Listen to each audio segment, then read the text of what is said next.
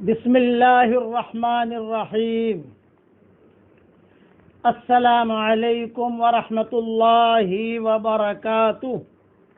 الحمد للہ نحمده ونستعینه ونستغفره ونؤمن به ونتوکل علیہ ونعوذ باللہ من شرور انفسنا ومن سیئات اعمالنا، من يهده الله فلا مضل له ومن يضلله فلا هادي له، ونشهد أن لا إله إلا الله وحده لا شريك له، ونشهد أن سيدنا ومولانا محمدا عبده ورسوله صلى الله عليه وعلى آله وأصحابه وبارك وسلم تسليما كثيرا كثيرا۔ اما بعد، قابل احترام مائیں، بہنیں، بیٹیاں، بہوئیں، ہمارے بھائی، ساتھی، دوست، سلسلہ وار مضمون حضرت محمد صلی اللہ علیہ وسلم کی سیرت کا چل رہا تھا، اور حضور صلی اللہ علیہ وسلم کی عمر اب 8 سال ہو گئی۔ 8 سال میں عبد المطلب کا انتقال ہو گیا۔ ایک بات ذہن میں رکھنا کہ حضرت محمد صلی اللہ علیہ وسلم کے بارے میں ام ایمن سے لوگ بہت پوچھتے تھے۔ کیوں کہ حضرت ام ایمن یا حضرت محمد صلی اللہ علیہ وسلم کے والد کے یعنی عبداللہ کی یہ باندی تھی، تو پورا اور حضور صلی اللہ علیہ وسلم کے انتقال تک وہ زندہ تھی، بلکہ حضرت عمر کے انتقال تک وہ زندہ تھی، لمبی عمر پائی ہے ام ایمن نے، اور ہمیشہ اکثر حضور صلی اللہ علیہ وسلم کے ساتھ رہی ہے سوائے غزوات کے۔ بچپنا حضور صلی اللہ علیہ وسلم کا رہا ام ایمن کے ساتھ۔ بچپنے میں صرف بنی سعد کا جو قبیلے بنی سعد، طائف وغیرہ تو وہاں نہیں گئی تھی، کیونکہ اس وقت حضرت آمنہ کے پاس تھی ام ایمن، لیکن اس کے بعد کے جب حضرت آمنہ کا انتقال ہو گیا تو اس کے بعد سے تو مستقل گویا کہ آپ صلی اللہ علیہ وسلم کی خدمت میں ان کے خاندان والوں نے انہیں رکھا تھا ام ایمن کو۔ اس لیے ام ایمن نے ایک مرتبہ جب صحابہ نے پوچھا ام ایمن سے کہ آپ صلی اللہ علیہ وسلم کے دادا کا جب انتقال ہوا یعنی عبد المطلب کا، تو حضور صلی اللہ علیہ وسلم کی عمر کیا تھی؟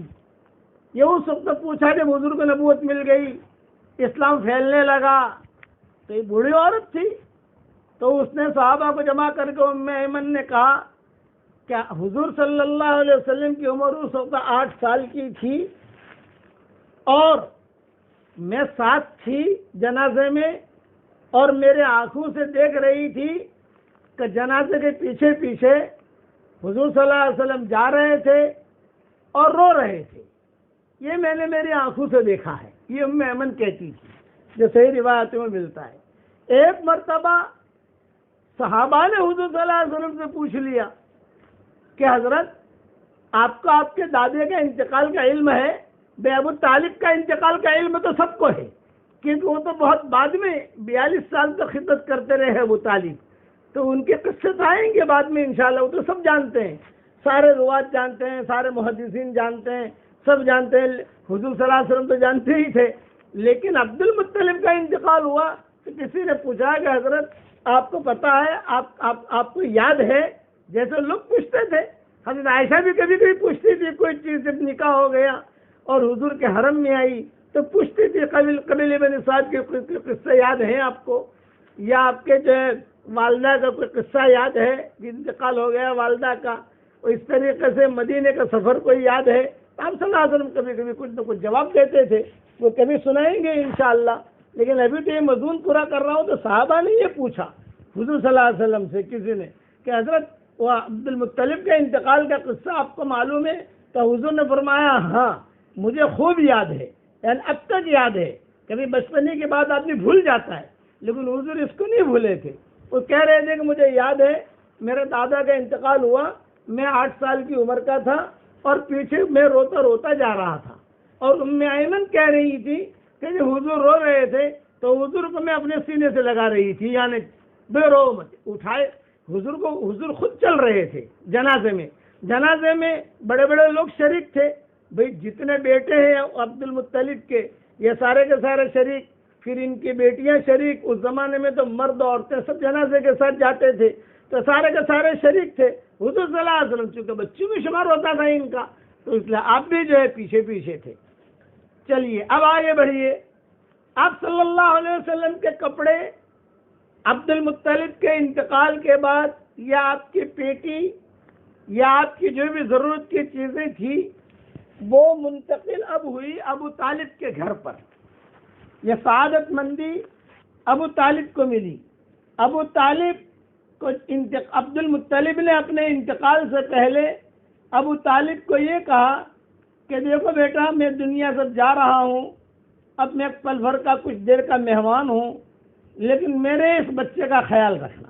بار بار یعنی اپنے مرض الوفات میں عبد المطلب جو ہے وہ کہا کرتے تھے کہ بھی تمہارا تو سارا گھر ہرا بھرا ہے، یہ بچہ اکیلا ہے، نہ اس کی ماں ہے نہ اس کا باپ ہے، کوئی اس کے پاس کوئی ملکیت بھی نہیں ہے، نہ اس کا بھائی ہے نہ اس کی بہن ہے، کوئی بھی نہیں ہے، اس لیے یہ نہ ہو کہ اس بچے کو تم لوگ پریشان کرو۔ تو ابو طالب کہتے تھے کہ ابا آپ بالکل مطمئن رہیں، لیکن وہ درد بھرا منظر تھا جب عبد المطلب کا انتقال ہوگا۔ اچھا، عبد المطلب نے کہا تھا جب تک میں زمین پر ہوں یعنی زندہ ہوں تب تک تو محمد میرے گھر میں ہی رہے گا، اس کے کپڑے اس کی چیزیں سب میرے دنیا سے جانے کے بعد پھر جو ہے ابو طالب کے وہاں منتقل ہو جائے۔ چنانچہ وہ درد بھرا منظر بھی بعض مورخین نے لکھا ہے کہ جب ابو طالب کو عبد المطلب کو دفن کر کے واپس آئے تو اب حضور صلی اللہ علیہ وسلم کے کپڑے، حضور صلی اللہ علیہ وسلم کی چیزیں آپ خود جانتے، حضور پہچانتے تھے۔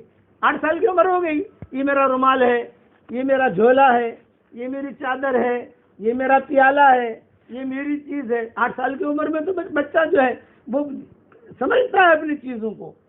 چنانچہ حضور صلی اللہ علیہ وسلم خود جمع کر رہے تھے اور ام ایمن بھی جمع کر رہی تھی، کیونکہ اب تو ام ایمن بھی جائے گی وہاں۔ چنانچہ رہتے گھر کے اندر جہاں کونے کونے میں جو بھی چیزیں چھوٹی موٹی تھی حضرت محمد صلی اللہ علیہ وسلم کی، کھلونا تو اس زمانے میں زیادہ ہوتا نہیں تھا، کھلونا اس زمانے میں یہ ہوتا تھا کہ اس عمر کے بچے جو ہیں وہ دوڑتے بہت تھے، حرم شریف میں کہیں پر بھی دوڑ لگاویں، یہ کریں، اور تھوڑے بڑے ہو جاتے تھے تو شکار کھیلنے کے لیے جاتے تھے۔ یہ ان کا کھیل ہوتا تھا کہ یعنی یہ ہمارے جو کھلونے ہیں، یہ تنتنیے جو ہے، یہ تنتنیے، اس کو میں تنتنیا کہتا ہوں، دجالی فتنے کہتا ہوں۔ یہ دجالی فتنے کی وجہ سے ہمارے بچے بگڑتے بھی ہیں۔ بچوں کو اگر سکھانا ہے تو آپ جو ہے ان کو واکنگ سکھاؤ، تیرنے کا سکھاؤ، اور ان کو کہو کہ بیٹا خود دوڑ لگاؤ اور خود یعنی اپنی صحت کو سنبھالو۔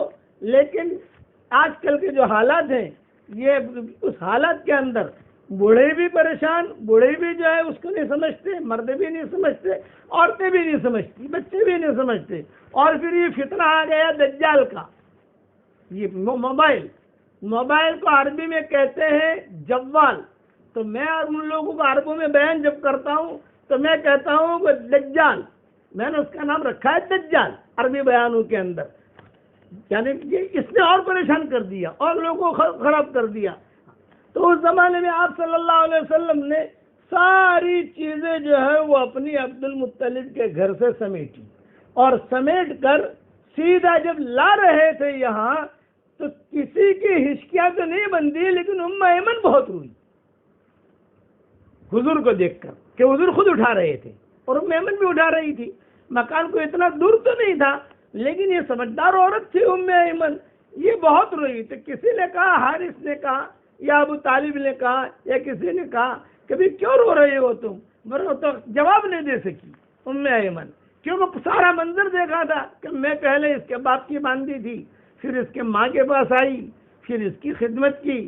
یہ بچہ جو ہے گھر گھر گھر گھر گھر کہاں یعنی کہاں جا رہا ہے۔ ٹھوکرے کھانے کا جملہ تو نہیں کہوں گا، لیکن یہ کہ کبھی یہ گھر میں، کبھی یہ گھر میں، کبھی یہ گھر میں۔ ایک آدمی کے دل میں ایک چوٹ لگتی ہے کہ یہ بچہ یتیم بھی ہو گیا، اب دادا بھی چلا گیا، دادا کا وقت تھا مکہ مکرمہ میں، چنانچہ وہ کپڑے وغیرہ لے کر ابو طالب کے گھر میں منتقل ہوئے. لیکن ابو طالب نے، یہ تو سب مورخین نے لکھا ہے بالاتفاق، کہ ابو طالب نے حضرت محمد صلی اللہ علیہ وسلم کا اتنا خیال رکھا، اتنا خیال رکھا، اتنا خیال رکھا کہ اپنے بچوں کو پیچھے چھوڑ دیا. جو ان کے بچے تھے ابو طالب کے 4 بیٹے تھے، 2 مسلمان ہوئے تھے، 2 مشرکی تھے. علی اور جعفر یہ مسلمان ہو گئے تھے. دوسرے جو عقیل یا طالب نام تھا پتہ نہیں، یہ مشرک تھے. یعنی یہ تو صحیح حدیثوں میں آتا ہے کہ ابو طالب کے 4 بیٹے تھے، تو 4 بیٹے میں 2 مسلمان ہو گئے تھے، 2 جو ہے شرک کی حالت میں ہی رہے. اور ابو طالب بھی شرک کی حالت میں دنیا سے گئے.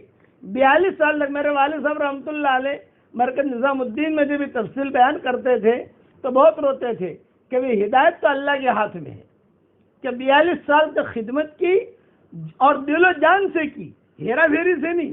ایک تو آدمی خدمت کرتا ہے ہیرا پھیری سے، اور ایک ہے کہ دل و جان سے خوب لگایا. اگر کوئی بھی اچھی چیز آتی تو بچے سب آ جاتے، ابا ابا ابا، محمد کو بلاؤ، محمد کو بلاؤ، تو حضور صلی اللہ علیہ وسلم کو دیتے. اور جو کمرہ یا جو جگہ طے کی تھی گھر میں ٹھہرنے کی، اچھے میں اچھی جگہ حضور صلی اللہ علیہ وسلم کے لیے طے کی تھی ابو طالب نے. اب ابو طالب، عبد المطلب نے انتقال سے پہلے ابو طالب کو اور بچوں کو کہا تھا کہ دیکھو اس بچے کی برکتیں میں نے بہت دیکھی ہیں، تم پر کوئی حال آئے، کوئی نامناسب حال آئے تو اس بچے کے طفیل سے دعا مانگنا. یہ عبد المطلب نے کہا تھا. اور عبد المطلب کی عادتیں دیکھی بھی تھی لوگوں نے. تو عبد المطلب کے انتقال کے بعد مکہ میں قحط پڑا، بہت قحط ہوا مکہ مکرمہ میں. جانور بھی مرنے لگے، لوگ بھی مرنے لگے. پانی تو تھا زمزم کا، وہ تو نکل گیا الحمدللہ، جس کا قصہ میں نے بیان کر دیا. لیکن یہ کہ بھوک مری آئی، کچھ وبائیں پھیلی اس قسم کا. تو چنانچہ سارے مکہ والے جمع ہوئے مشورہ کرنے کے لیے کہ بھی کیا کریں، یہ حالات آئے ہیں کہ راستے بند ہو گئے، کیا کرنا چاہیے. تو ایک بوڑھے نے کہا عبد المطلب کی طرح کرو، عبد المطلب کی طرح کرو، علی ملت عبد المطلب، عبد المطلب کی ملت والا کام کرو. تو پوچھا لوگوں نے کیا مطلب؟ کہا یہ جو بچہ بیٹھا ہے، حضور صلی اللہ علیہ وسلم بھی اس مشورے میں شریک تھے. آپ کی عمر 9 سال کی ہوگی تو آپ بھی شریک تھے اس مشورے میں. تو اس کے ساتھ عبد المطلب کرتا تھا وہ کرو. چنانچہ ابو طالب نے لیا اور لے کر آپ صلی اللہ علیہ وسلم کی پیٹھ ملتزم پر لگائی، پیٹھ سینانی پیٹھ یوں، اور لگا کر یوں کہا اس بچے کو طفیل سے تو ہمیں پانی دے. تو حضور کھڑے ہوئے تھے، تو حضور نے صرف انگلی سے یوں اشارہ کیا آسمان کی طرف، بس یوں صرف اشارہ کیا. وہ اشارہ کرتے ہی بادل آ گئے اور برابر موسلادھار بارش نازل ہونی شروع ہو گئی. تو سارے مکہ والے کہنے لگے کہ بھائی دیکھا، اب مکہ والے یہود نصارہ جو بھی ہے، کوئی بیمار ہوتا ہے، کوئی یہ ہوتا تو حضور کے پاس آتے، یہ کہا محمد ہمارے پاس، ہمارے ساتھ چلو، ہمارے ساتھ چلو. تو حضور صلی اللہ علیہ وسلم اس وقت میں دعا کر دیتے، یعنی آپ جو ہے یا ان کے طفیل سے وہ لوگ دعا مانگتے. یہ سلسلہ چلتا رہا. 10 سال کی عمر میں آپ کا پھر شق صدر ہوا. جیسے میں نے کہا تھا آپ کو کہ 5 مرتبہ شق صدر حضور صلی اللہ علیہ وسلم کا ہوا ہے. دل کا جو آپریشن ہوا اور جو شق صدر ہوا وہ 5 مرتبہ ہوا ہے. 4 مرتبہ پر سارے علماء کا اتفاق ہے، 1 مرتبہ میں علماء کا اختلاف ہے. اس کے اندر ایک تو قبیلے بنی سعد میں ہو گیا، اور ایک 10 سال کی عمر اب ہوگا. دوسرا 20 سال کی عمر میں ہوا، اس میں کچھ علماء کا اختلاف ہے. تیسرا جب آپ کو یعنی 40 سال نبوت ملی اس وقت ہوا، اور اس طریقے سے معراج کے وقت ہوا. یہ 5 وقت ہے. اب یہ میں ایک دوسرا بیان کر رہا ہوں شق صدر 10 سال کی عمر میں. 10 سال کی عمر میں آپ کا جو شق صدر ہوا، اس میں کئی علماء نے کئی روایتیں لکھی ہیں کہ یہ ہوا. میں اس کی تفصیل میں نہیں جاتا. شق صدر کے بعد پھر جو ہے مکہ مکرمہ میں کچھ حالات آنے شروع ہوئے. تو ابو طالب نے سارے مکہ والوں کو جمع کیا. آپ صلی اللہ علیہ وسلم بھی ابو طالب کے ساتھ ہی اب رہتے تھے. کہیں جانا آنا. ابو طالب اگر باہر جاتے جیسے مکہ کے باہر تو حضور صلی اللہ علیہ وسلم کو بھی لے جاتے. یہ مشورہ کیا کہ بھئی اب مکہ میں حالات ہیں, خرچے بھی بڑھ رہے ہیں, تو اعلیٰ ملت ہاشم, ہاشم نے یعنی ہاشم کے بیٹے عبد المطلب کے بیٹے جو ہے یہ ابو طالب, تو ہمارے دادا نے جو ترتیب شروع کی تھی کاروبار کی شام اور یمن کی, تو اب جو ہے ہم سارے کے سارے شام کا سفر کا ارادہ کریں اور شام کی طرف جائیں, وہاں جا کر کچھ تجارت کریں. اب اس وقت میں یہ تو نہیں ہوتا تھا کہ ٹکٹ نکالو ہوائی جہاز میں بیٹھ جاؤ. سفر کرنے سے 2 مہینہ پہلے جماعت بنتی تھی, کون جائے گا, کیسے جائیں گے, کس کا اونٹ لیں گے, کس کا کریں گے, ساری ترتیب دے کر جو ہے پھر سفر شروع ہوتا تھا. تو حضور صلی اللہ علیہ وسلم کو ہی پتا تھا کہ یہ سفر ہو رہا ہے شام کا. آپ کی عمر 11-12 سال کی ہوگی, اور 12 سال کی عمر میں لڑکا تو اچھا خاصا سمجھدار ہو جاتا ہے. پھر آپ صلی اللہ علیہ وسلم تو بہت ہی یعنی ماشاء اللہ بہت سمجھدار اور بہت لہیم شہین. جب گھر میں لسٹ بننے لگی کہ بھئی کون چلے گا, یہ گھر کی لسٹ بن رہی ہے. 2 لسٹ بنتی تھی, ایک مکہ والوں کی لسٹ بنتی تھی, یہ تو بنتی تھی حرم میں کون سا قبیلہ چلے گا, قبیلے بنی مخزوم میں سے کتنے ہوں گے, کتنے مرد ہوں گے, کتنی عورتیں ہوں گی, فلاں حضرت عمر کا قبیلہ جو ہے اس میں سے کتنے مرد ہوں گے, کتنی عورتیں ہوں گی, ابو بکر کے قبیلے سے کون ہوگا, فلاں کے قبیلے سے کون ہوگا, یہ سارے کے سارے قریش تھے. اور حضور کی جو لسٹ بنتی تھی وہ ابو طالب کے گھر میں بنتی تھی.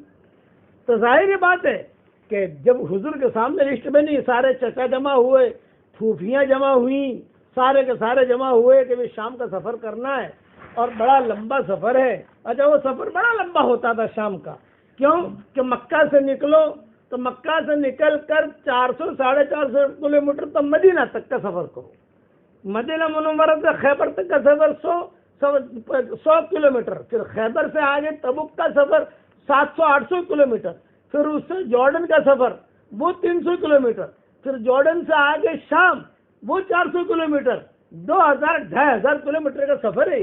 میں نے چونکہ اس پٹری پر بہت سفر کیے ہیں اور بہت دعوت کے کام میں چلا پھرا ہوں, اس لیے مجھے وہاں کی ساری چیزیں معلوم ہیں. اور پھر اس کے آگے روم, شام کے آگے روم ہوتا تھا, اور وہاں بڑے بڑے یہود ہوتے تھے شام کے اندر, بڑے بڑے ان کی یعنی پوری دنیا کا کنٹرول جو ہے یہ شام اور روم کرتے تھے. جیسے آج بڑی بڑی سپر پاور کی طاقتیں ہیں جو دنیا کا کنٹرول کرتی ہیں, تو وہ لوگ اس وقت دنیا کے سپر پاور تھے. اتنا لمبا سو. اب لسٹ بننی شروع ہوئی, لکھو بھائی نام, حضور بیٹھے ہوئے ہیں, ابو طالب کا نام لکھو. سارے قبیلوں کی لسٹ آ گئی, یہ بڑا قبیلہ ہے قریش کا, ابو طالب, حارث, ابو سفیان بھی اس قبیلے میں ساتھ تھے چونکہ یہ بھی قریش تھے, فلاں فلاں, اور سارے جو ہے نام لکھے جا رہے ہیں. حضور صلی اللہ علیہ وسلم کا نام نہیں لکھا, ام ایمن کا بھی نام نہیں لکھا. فہرست تیار ہو گئی اور حضور صلی اللہ علیہ وسلم کا نام نہیں, تو آپ نے جو ہے تھوڑے سے گمسم رہنے لگے.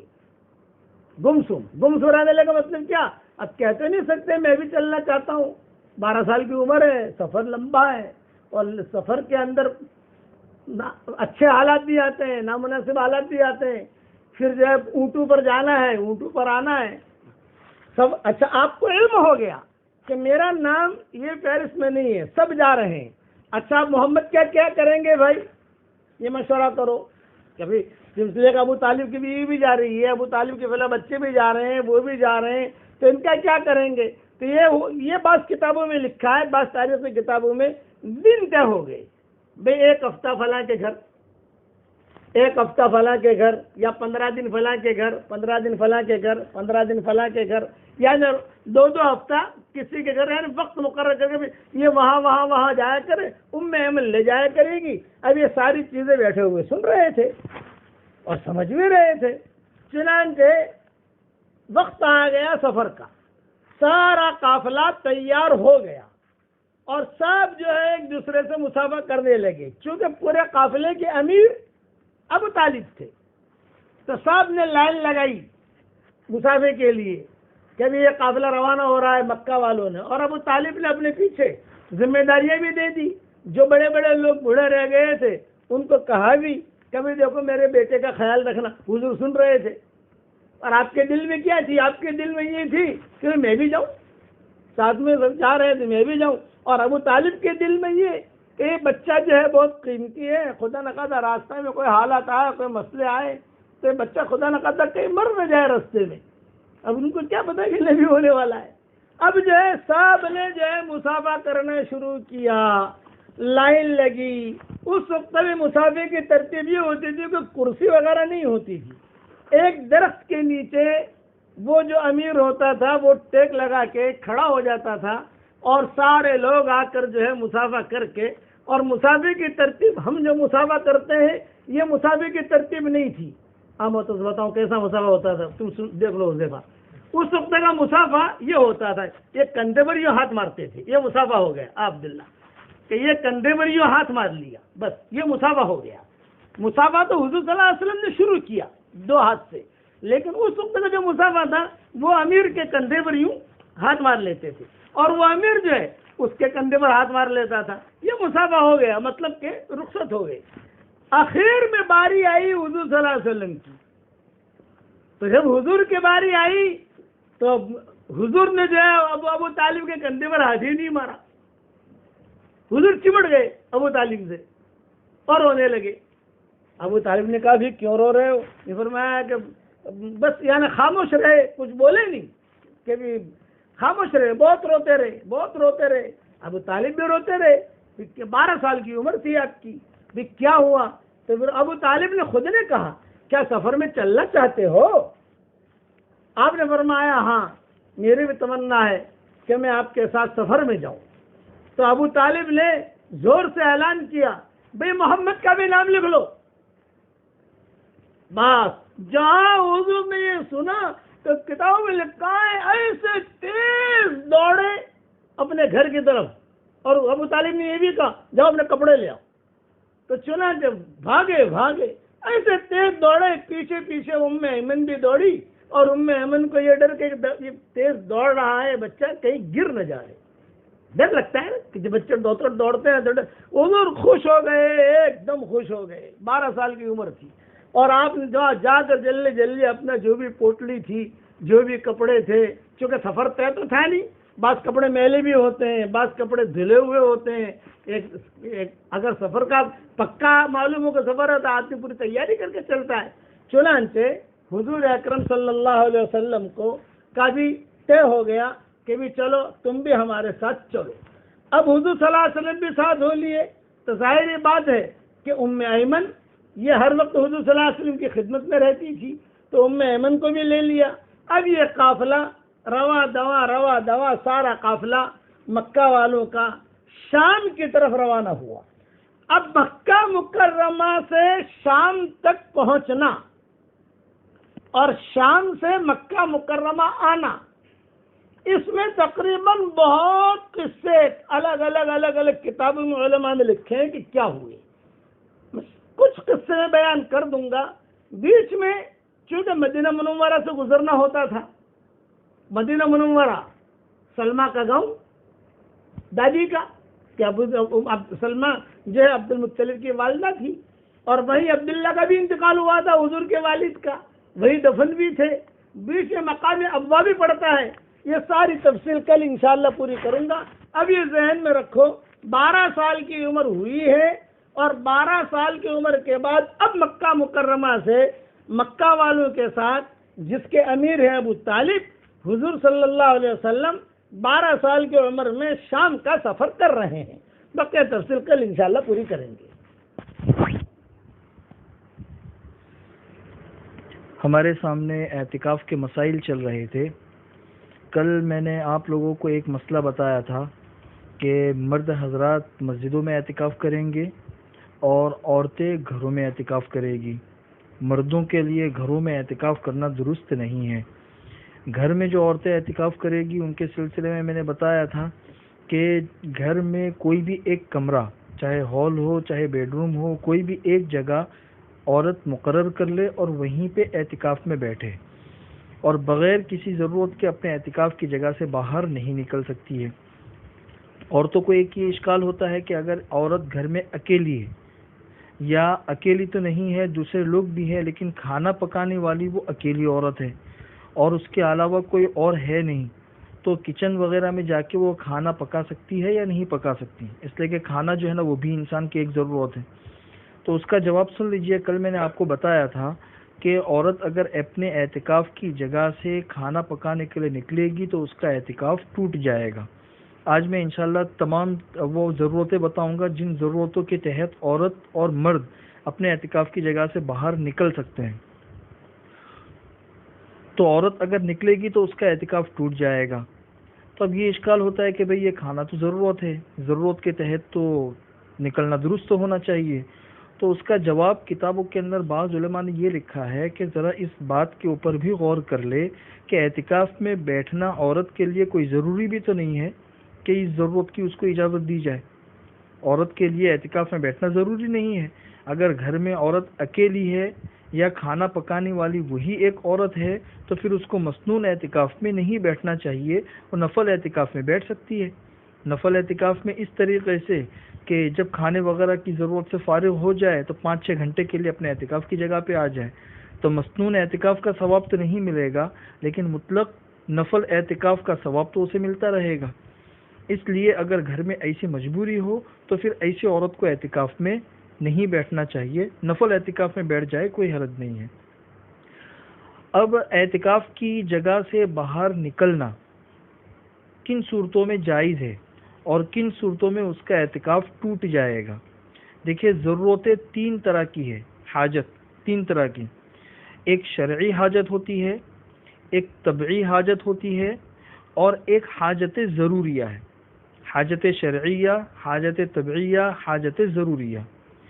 شرعی حاجت کا مطلب یہ ہے کہ ایک مرد ہے وہ مسجد میں اعتکاف میں بیٹھا ہوا ہے، عورت ہے گھر میں اپنے اعتکاف کی جگہ میں بیٹھی ہوئی ہے اور وہاں سے باہر نکلنے کی اسے ضرورت پیش آ رہی ہے کسی شرعی مجبوری کی وجہ سے۔ کوئی فرض یا واجب ایسا ہے کہ وہ اعتکاف کی جگہ میں بیٹھ کر ادا نہیں کر پاتا یا ادا نہیں کر پاتی، اس فرض اور واجب کی ادائیگی کے لیے وہاں سے باہر نکلنا ضروری ہے اس کے لیے۔ تو ایسی حاجت کی وجہ سے اگر اپنے اعتکاف کی جگہ سے باہر نکلیں گے تو اس سے اعتکاف فاسد نہیں ہوگا، اعتکاف بدستور باقی رہے گا۔ جیسے مثلا کوئی شخص کسی ایسی مسجد میں اعتکاف میں بیٹھا ہے جہاں پہ جمعہ کی نماز نہیں ہوتی ہے، تو جمعہ کی نماز کے لیے اس کو مسجد سے نکل کے جامع مسجد جانا ہے، تو یہ اس کی ایک شرعی ضرورت ہے۔ ایک مؤذن ہے وہ مسجد میں اعتکاف میں بیٹھا ہوا ہے، اذان دینے کے لیے اس کو مسجد سے نکل کے باہر روم کے اندر جا کے اذان دینی ہے، یہ ایک شرعی ضرورت ہے۔ یا اسی طریقے سے اعتکاف کی جگہ میں بیٹھے ہوئے ہیں اور غسل واجب ہو گیا تو واجب غسل کے لیے باہر نکلنا، چونکہ یہ بھی ایک فرض کی ادائیگی کے لیے ہے۔ تو ان تمام صورتوں میں اگر اعتکاف کی جگہ سے باہر نکلیں گے تو اعتکاف نہیں ٹوٹے گا۔ دوسری ہے حاجت طبعیہ۔ حاجت طبعیہ کا مطلب یہ ہے کہ ایسی ضرورتیں، ایسی حاجت کہ جس کے کرنے کے لیے انسان مجبور ہو، کہ اس کے بغیر انسان نہیں رہ سکتا ہے۔ جیسے کوئی مرد ہے یا کوئی عورت ہے، ان کو قضاء حاجت کی ضرورت ہے، تو ظاہر سی بات ہے یہ ایک انسان کی طبعی حاجت ہے۔ اس کے لیے انسان اگر اپنے اعتکاف کی جگہ سے باہر نکلتا ہے تو پھر اس سے بھی اعتکاف فاسد نہیں ہوگا، اس لیے کہ یہ انسان کی طبعی ضرورت ہے۔ تیسرا ہے حاجت ضروریہ۔ حاجت ضروریہ کا مطلب یہ ہے کہ ایسی شدید ضرورت ہے کہ جس کے تحت انسان کو اپنے اعتکاف کی جگہ سے باہر نکلنا پڑ رہا ہے، لیکن وہ جو شدید ضرورت ہے وہ شرعی حاجت بھی نہیں ہے اور طبعی حاجت بھی نہیں ہے۔ تو ایسی حاجت ضروریہ کے تحت اپنے اعتکاف کی جگہ سے باہر نکلنے پہ اعتکاف تو ٹوٹ جائے گا اور اس اعتکاف کی قضا بھی واجب ہوگی، لیکن وہ نکلنے والا گنہگار نہیں ہوگا۔ بس فرق اتنا ہے، اس صورت میں اعتکاف فاسد ہو جائے گا، قضا بھی کرنی ہوگی لیکن وہ گنہگار نہیں ہوگا۔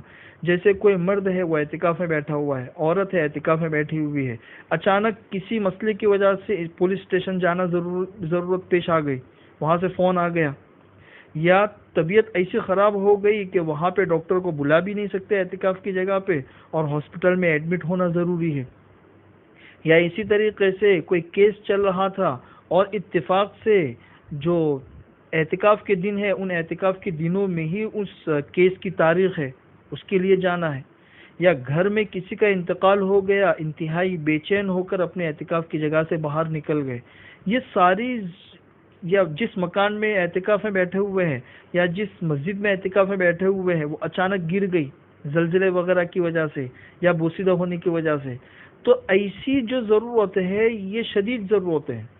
ان صورتوں میں اگر اپنے اعتکاف کی جگہ سے باہر نکلیں گے تو اعتکاف ٹوٹ جائے گا، لیکن گناہ نہیں ہوگا، اس لیے کہ ضرورت کی وجہ سے یہ باہر نکلے ہیں۔ تو اس سے ہمیں سمجھ میں آ جاتا ہے کہ کیا کیا ضرورت ہے جس کے تحت میں انسان اپنے اعتکاف کی جگہ سے نکل سکتا ہے۔ اسی کے ضمن میں بہت سی اعتکاف کو توڑنے والی اور اعتکاف کو بچانے والی چیزوں کا علم بھی ہو گیا ہوگا۔ چنانچہ اعتکاف کو توڑنے والی کچھ چیزیں اور بھی ہے کہ اگر اپنے اعتکاف کی جگہ سے نکلے بھول کر، اسے پتہ نہیں تھا کہ میں اعتکاف میں ہوں، چاہے مرد ہو چاہے عورت ہو، اور بھول کر اس کمرے سے باہر نکل گئے، تو بھول سے نکل جانے کی وجہ سے بھی اعتکاف ٹوٹ جاتا ہے۔ یا اپنے اعتکاف کی جگہ میں بیٹھے ہوئے ہیں، کسی نے زبردستی کھینچ کر کمرے سے باہر نکال دیا یا مسجد سے باہر نکال دیا، تو اس صورت میں بھی اعتکاف ٹوٹ جائے گا، قضا واجب ہوگی، لیکن وہ گنہگار نہیں ہوگا اس لیے کہ کسی نے زبردستی نکالا ہے۔ اسی طریقے سے عورت ہے، وہ اعتکاف میں بیٹھی ہوئی تھی اور میاں بیوی کے درمیان ہم بستری ہو گئی، تو اس کی وجہ سے بھی اعتکاف ٹوٹ جائے گا، چاہے رات میں ہو چاہے دن میں ہو۔ دن میں تو ہو تو اعتکاف ٹوٹ ہی جائے گا، رات کے وقت میں بھی ہو تو اس کی وجہ سے بھی مستون اعتکاف ٹوٹ جاتا ہے۔ اسی طریقے سے عورت تھی، اس کو ایام شروع ہو گئے، اس کی وجہ سے بھی اعتکاف ٹوٹ جائے گا۔ قضائے حاجت کے لیے جا رہے تھے، فارغ ہو گئے اور کمرے میں آتے آتے یا مسجد میں آتے آتے بیچ میں کسی سے کھڑے کھڑے بات کرنے لگے، تو یہ جو کھڑے کھڑے بات ہو رہی ہے یہ غیر ضروری ہے، تو اتنی دیر کھڑے رہنے کی وجہ سے اب اعتکاف ٹوٹ جائے گا۔ تو یہ ہے بنیادی کچھ چیزیں جس سے ہمیں سمجھ میں آتا ہے کہ حاجتیں تین طرح کی ہے اور کن صورتوں میں اعتکاف ٹوٹ جاتا ہے، کن صورتوں میں اعتکاف باقی رہتا ہے۔ اب جن صورتوں میں اعتکاف ٹوٹ جائے گا تو پھر اس کی قضا کیسے کرنی رمضان کے بعد اور رمضان کے اندر، وہ مسئلہ انشاءاللہ کل آپ لوگوں کو سمجھا دوں گا۔ اسی طریقے سے اعتکاف میں بیٹھنے کے لیے شوہر کی اجازت کا کیا حکم ہے یہ بھی انشاءاللہ آپ لوگوں کو کل سمجھا دیا جائے گا۔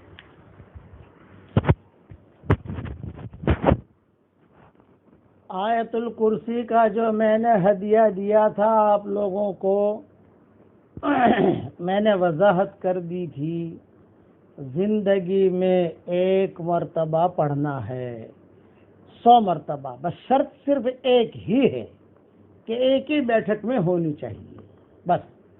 فرض نماز کے بعد پھر ہر فرض نماز کے بعد 2 مرتبہ کہا تھا، چلو 2 مرتبہ سے کم کر دیتا ہوں، 1 مرتبہ پڑھ لو۔ حضور اکرم صلی اللہ علیہ وسلم نے 1 مرتبہ کہا ہے، 1 مرتبہ مت بڑھاؤ، کوئی حرج کی بات نہیں ہے، لیکن 100 مرتبہ اپنی زندگی میں کبھی بھی، رات میں، دن میں، رمضان میں، شوال میں، ذی قعدہ میں، ذی الحج میں، کبھی بھی جب بھی فرصت ملے، صرف اس میں ایک لمبی شرط، کڑی شرط یہ ہے، ایک ہی بیٹھک میں پڑھنا ہے۔ یہ نہیں کہ 10 مرتبہ ابھی پڑھ لیا، پھر 10 مرتبہ کھانا پکانے کے بعد پڑھ لیا، پھر 10 مرتبہ ذرا چائے بنا لیتی ہوں پھر پڑھ لیا، نہیں، تھوڑا سا ٹائم نکالو، یہ زندگی بھر کے لیے فائدہ ہوگا انشاءاللہ۔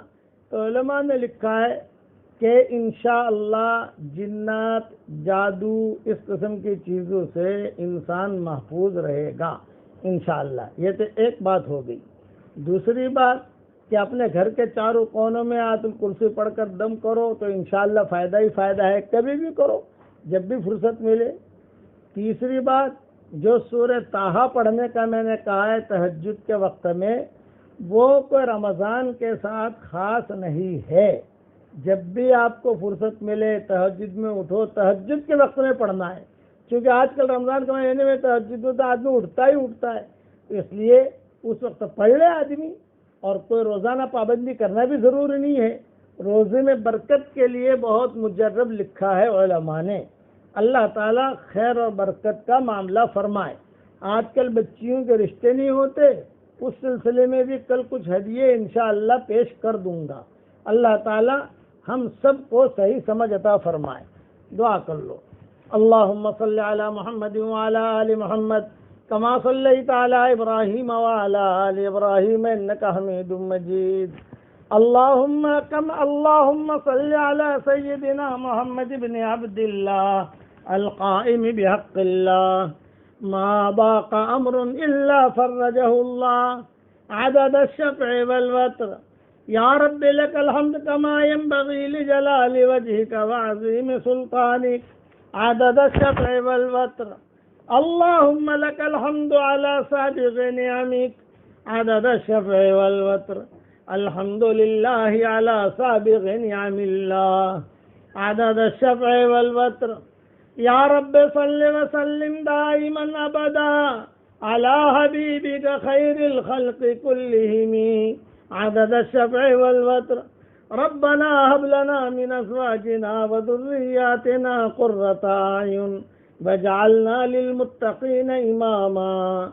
اللهم إنا نسألك الفوز في يوم القضاء ونزل الشهداء وعيش السعداء والنصر على الأعداء ومرافقة الأنبياء يا ذا المن والعطاء يا سميع الدعاء يا رافع السماء.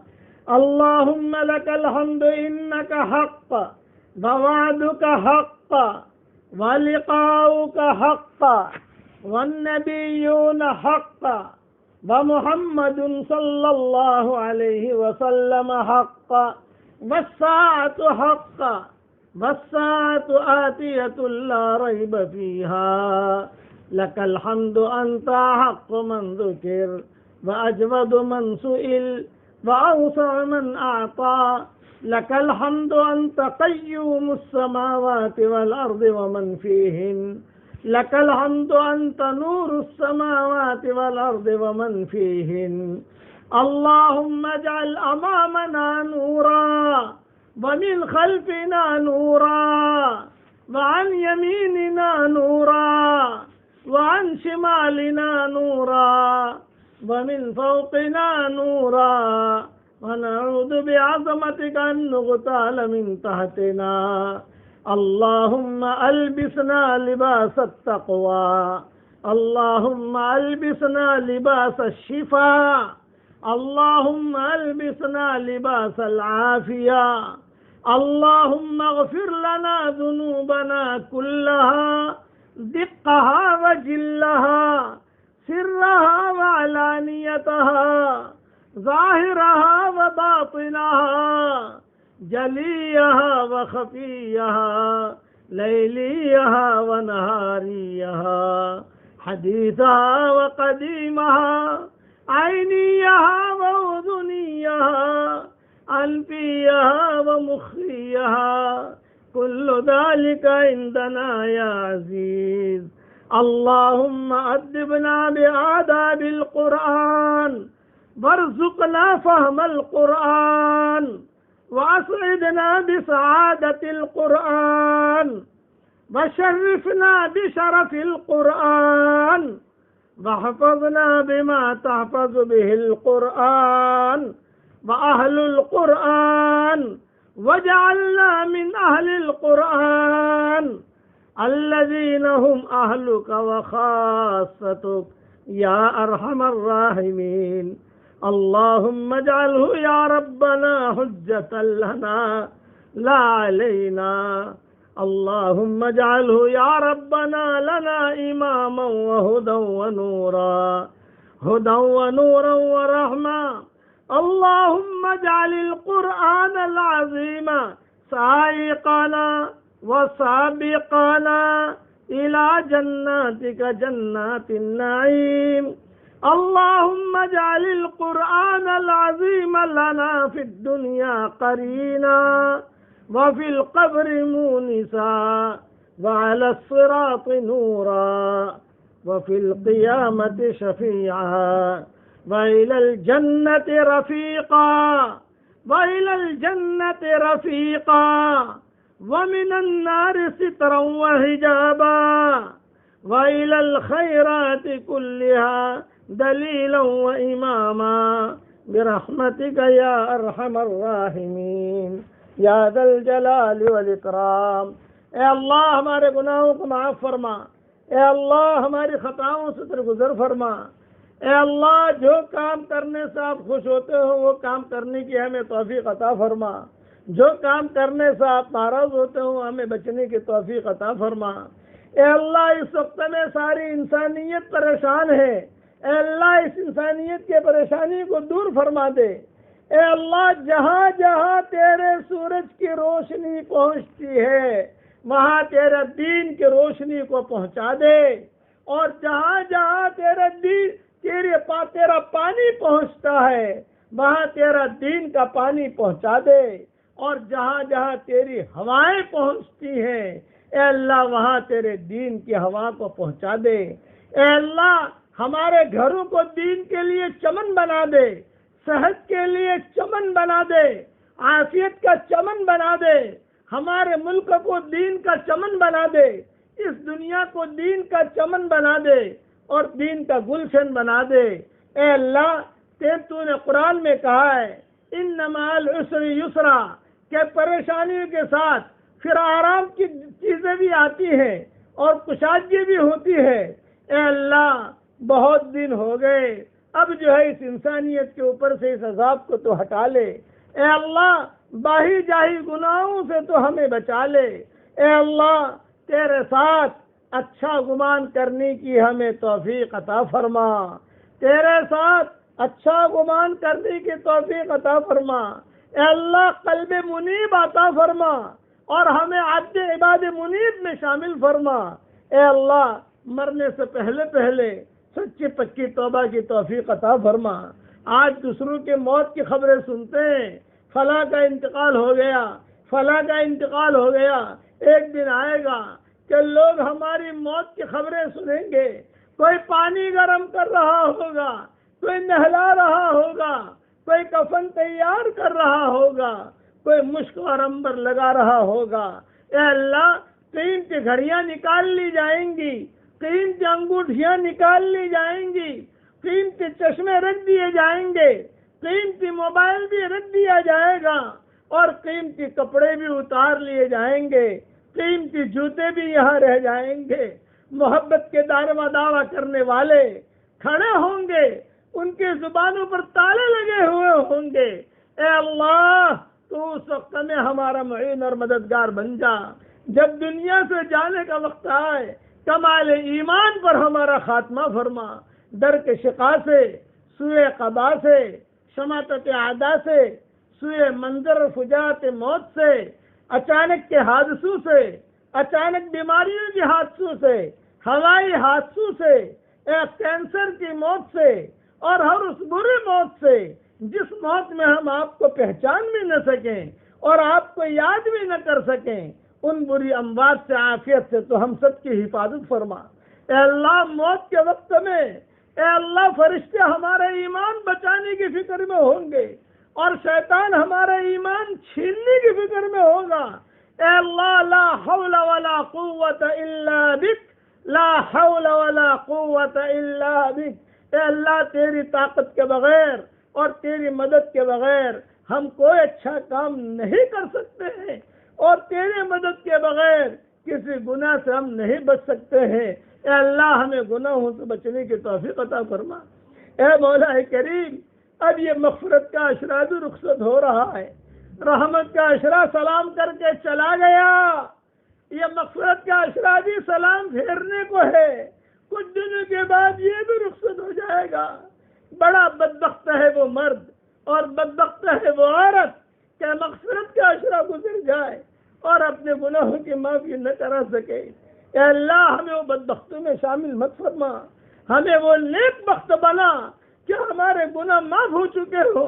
اے اللہ ہمارے گناہ تیرا کوئی نقصان نہیں پہنچا سکتے، اور اگر تو معاف کر دے گا تیری دریائے مغفرت میں سے کمی واقع نہیں ہوگی۔ اے اللہ تیرا ایک قطرہ مغفرت کا ہم سب کے گناہوں کو معاف کر دے گا۔ اے اللہ جہنم کی پیٹھوں کے اوپر سے ہمارے ناموں کو مٹا دے، جہنم کی پیٹھوں کے اوپر سے ہمارے ناموں کو مٹا دے، جہنم کے دروازوں کے اوپر سے ہمارے ناموں کو مٹا دے۔ اور جنت الفردوس کے دروازوں پر ہمارا نام لکھ لے۔ یا حنان یا منان ادخلنا الجنت من باب الریان، ادخلنا الجنت من باب الریان۔ اے اللہ ریان دروازے سے ہمارے لیے جنت میں داخلہ مقدر فرما۔ ریان کیوں کہا گیا؟ کہ آدمی روزہ رکھتا ہے، اسے خوب پیاس لگتی ہے تو خوب پیٹ بھر کے پانی پیتا ہے، تو ریان بھی سیراب ہونے کو کہتے ہیں کہ سیرابی والا دروازہ، اسی لیے روزے دار کو ریان دروازہ۔ اے اللہ ریان دروازے پر بھی ہمارا نام لکھ لے، جنت الفردوس میں بھی ہمارا نام لکھ لے۔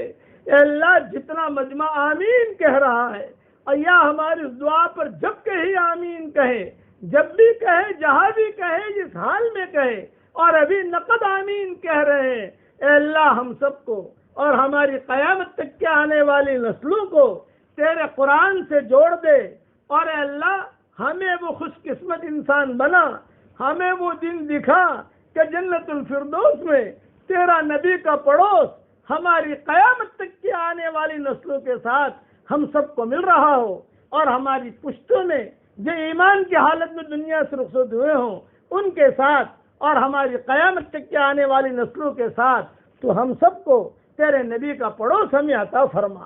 اور ریان دروازے پر بھی ہمارا نام لکھ لے، جنت الفردوس میں بھی ہمارا نام لکھ لے۔ تیرے نبی نے کہا ہے کہ جب بھی مانگو جنت الفردوس مانگو، یہ اونچی جنت ہے۔ اے اللہ تو ہم سب کے لیے مقدر فرما، اچانک کا خیر ہمیں نصیب فرما، اچانک کے شر سے تو ہماری حفاظت فرما، ہمارا کھویا ہوا دین ہمیں واپس دے دے، ہمارا کھویا ہوا قرآن ہمیں واپس دے دے، ہماری کھوئی ہوئی عزتیں واپس دے دے، کھوئی ہوئی صحتیں واپس دے دے۔ اے اللہ اس مرض سے تو ہم سب کی پوری حفاظت فرما، پوری انسانیت کی حفاظت فرما۔ اے اللہ اگر جانور بیمار ہیں ان کو بھی شفا دے، سانپ اگر بیمار ہیں ان کو بھی شفا دے، جنات اگر بیمار ہیں تو ان کو بھی شفا دے، اور اگر چونٹیاں بیمار ہیں ان کو بھی شفا دے، مچھلیاں اگر بیمار ہیں تو ان کو بھی شفا دے۔ اے اللہ جو بھی بیمار ہو تو ان کو شفا دے، اس لیے کہ یہ تیرا کنبہ ہے۔ اے اللہ انسانوں کی ہدایت کے فیصلے فرما، اور جناتوں کی ہدایت کے فیصلے فرما، عفو کا عافیت کا معاملہ فرما۔ اے اللہ ہماری گردنوں کو جہنم سے آزاد فرما، اے اللہ ہمارے ماں باپ کی گردنوں کو جہنم سے آزاد فرما، ہمارے بیوی بچوں کے گردنوں کو جہنم سے آزاد فرما۔ اے اللہ سارے مسلمان مردوں اور عورتوں کے گردنوں کو جہنم سے آزاد فرما۔ اللہم اعتق رقابنا من النار، اللہم اعتق رقابنا من النار، اللہم اعتق رقابنا ورقاب آبائنا ورقاب امہاتنا ورقاب اخواننا ورقاب اخواتنا ورقاب ازواجنا ورقاب اولادنا ورقاب ابنائنا وبناتنا واحفادنا ورقاب جميع المسلمین والمسلمات من النار یا عزیز یا غفار۔ اے اللہ ایک مرتبہ اگر تو نے یہ دعا ہماری قبول کر لی کہ تو نے ہماری گردنوں کو جہنم سے آزاد کر دیا، اب یہ آدمی یا عورت کبھی بھی جہنم میں نہیں جائیں گے، یہ مطلب ہوتا ہے۔ اے اللہ اس لیے آپ سے درخواست کرتے ہیں کہ ہماری گردنوں کو جہنم سے آزاد فرما دے، ہماری گردنوں کو جہنم سے آزاد فرما دے۔ تیرا جہنم بھرنے کے لیے دوسرے مخلوق بہت ہے، اے اللہ ہماری گردنوں کو تو جہنم سے آزاد فرما، ہمارے ماں باپ کو، ہماری ماں باپ کی قبروں کو نور سے منور فرما، ہماری والدہ کو شفائے کاملہ عاجلہ دائمہ مستمر عطا فرما، ہمارے بھائی بہنوں کو قبول فرما، ہمارے پوتے پوتیوں کو قبول فرما، نواز نواسیوں کو قبول فرما، داماد بہوؤں کو قبول فرما، بیوی اور بچوں کو قبول فرما، اور قیامت تک کے ہمارے آنے والی نسلوں کو قبول فرما۔ آپ سے درخواست کر رہے ہیں اے اللہ جتنا مجمع آمین کہہ رہا ہے اور جب بھی کہے، ہم سب کی قیامت تک کی اور ہماری قیامت تک کی آنے والی نسلوں میں کوئی بے نمازی پیدا نہ ہو تو اس کی غیب سے صورت شکل پیدا فرما۔ اے اللہ اچانک کا خیر کے فیصلے فرما، اور اچانک کے شر سے تو ہماری حفاظت فرما، جو مانگا وہ عطا فرما، مانگنے سے رہ گیا وہ عطا فرما۔ اے اللہ، ہم معمولی سر کا درد برداشت نہیں کر سکتے، ہم معمولی ہاتھ کی تکلیف برداشت نہیں کر سکتے، کہاں جہنم کے ہتھوڑے برداشت کریں گے اور کہاں قبر کے عذاب برداشت کر سکیں گے؟ جہنم میں تو ایسے سانپ ہے کہ ایک مرتبہ پھنکار مار لے قیامت تک زمین میں گھاس اگنا بند ہو جائے، کہاں برداشت کر سکیں گے؟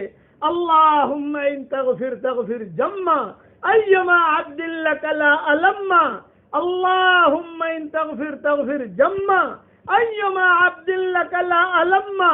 اے اللہ، اگر تو معاف کر دے، تجھے کسی سے مشورے کی ضرورت نہیں ہے، تجھے کسی سے پوچھنا نہیں ہے، آج تو ہم سب کو معاف فرما دے۔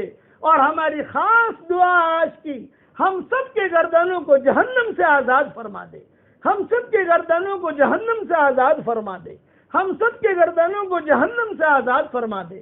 اے اللہ، جو مانگا وہ عطا فرما، مانگنے سے رہ گیا وہ عطا فرما۔ ہمیں مانگنا نہیں آتا مگر تجھے دینا تو آتا ہے، اپنے کرم سے تو ہمیں عطا فرما، اپنے فضل سے عطا فرما، اور اپنے فضل و کرم سے ہماری دعاؤں کو قبول فرما۔ سبحان ربک رب العزت عما یصفون وسلام علی المرسلین والحمد للہ رب العالمین۔